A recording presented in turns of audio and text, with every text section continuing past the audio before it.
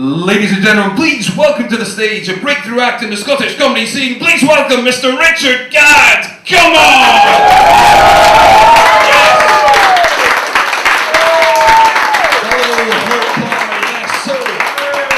Let me tell you a little story. Went to a bakery the other day.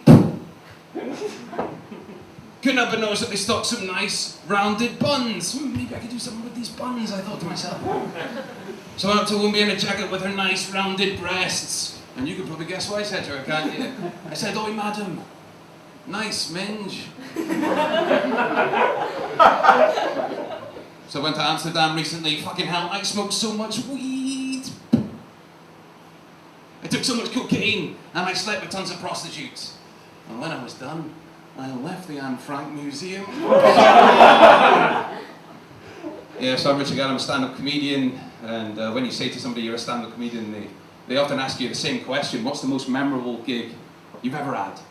And the most memorable gig I ever had was for the BBC. And it was in an event called Funny Turns 2010, and it was hosted by none other than Fred Macaulay, and it was live on BBC Radio 1, right? How good is that? I grew up watching Fred Macaulay, right? I grew up watching him as a child. My dad was a big fan of Fred Macaulay. And when I was 10, I went to an X-Men convention and I met Fred Macaulay. I couldn't believe my eyes. My dad was like, "Go over and get his autograph from me." I wasn't too fast, I was 10 years old, but he wanted it, but he didn't want to go over himself, you know what I mean? So I went over to Fred, and I remember I tugged on his shirt, and I went, "Excuse me, are you Fred Macaulay? Can I get your autograph, please?" He went, "Sure thing, what's your name?" "Dad?" And that's a true story. So it's a kind of weird twist of fate that 10 years later, I'm on the Clyde, I'm on the river, you know, the Renfrew ferry with this man I admired when I was a kid. 10 years later, almost to the date, the 9th of March, 2010 it was. And I remember the day before this big gig, I went down and I stood on the stage, and it was this massive stage, and I looked down at the stalls, the empty stalls and the empty balconies, and I just imagined that the next day they would be filled with hundreds and hundreds of people. And I thought to myself, as I stood there, I thought to myself, fuck me, this is going to be good tonight, this is going to be good. This is my big break, I can feel this now. And just as I thought that, my phone rang. And it was the BBC. And he said to me, "We're thinking of cutting you from the bill." They're like, "I'm afraid you're not going to be on it." They said, "We've looked you up on YouTube now, and we're worried you're too explicit, you swear too much. You talk too much about Amsterdam and minges and stuff." And I was like, "Oh shit, this is bad." But they said, "You could change your material by tomorrow and we'll still put you on the bill." So I was stuck between a rock and a hard place. I didn't want to sell out myself, but at the same time I didn't want to lose this big break. "No problem," I said. Of course I said no problem. Of course I said no problem. Who am I to pass up on the BBC? So I went home that night and I wrote and I wrote and I wrote and I wrote.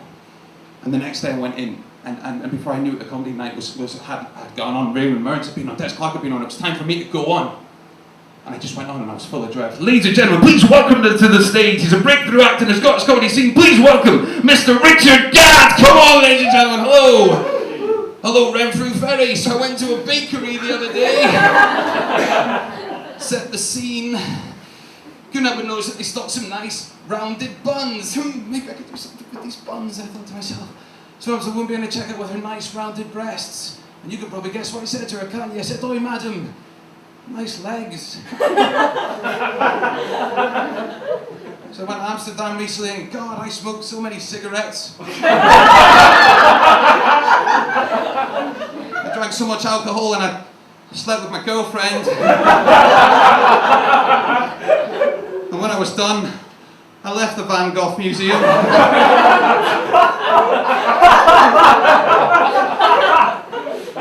I did this 10 minutes of this unmeaningless drivel, this shit to a thousand people, and not a single laugh.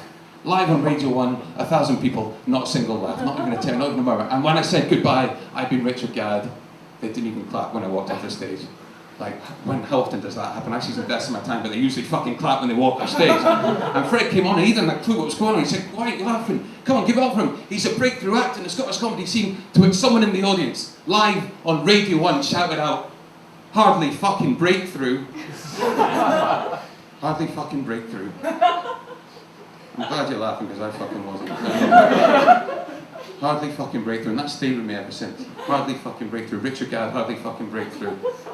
And I remember I sat backstage and I sat down and I turned all the stuff over my head. Hardly fucking breakthrough. I turned over meeting Fred when I was 10, and I turned over why I got into comedy in the first place. That was to have fun, not to be a complete fucking failure. And And I thought to myself, I was disappointed, and it was like a disappointment like nothing else. It was a disappointment that I think only comedians feel, which is like you set yourself up for your own failure.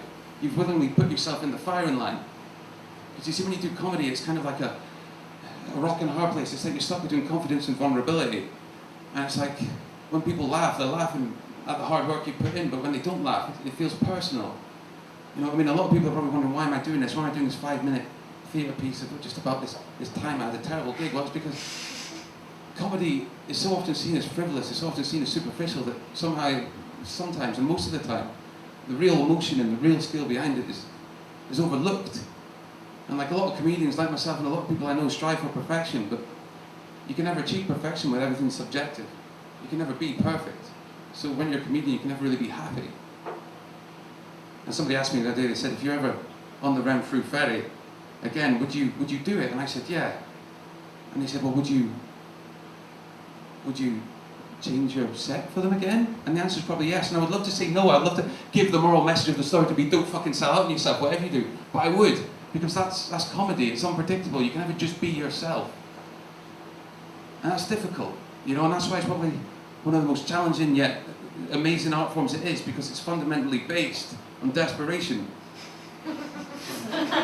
Anyway, I don't want to just hit you with that as a finishing note, so I will say this: I do love comedy. I love making people laugh. I love nothing more than putting a smile on people's faces, and that's why I do it. And I'm going to hopefully comedy will be a part of my life for the rest of my life, and that's why I do it. And maybe one day you'll turn on the Radio 1 and it'll be like Funny Turns 2026, and you hear my voice telling the woman in the bakery, "Oi, madam, nice spectacles." I've been Richard Gadd. Thank you very much. Good night.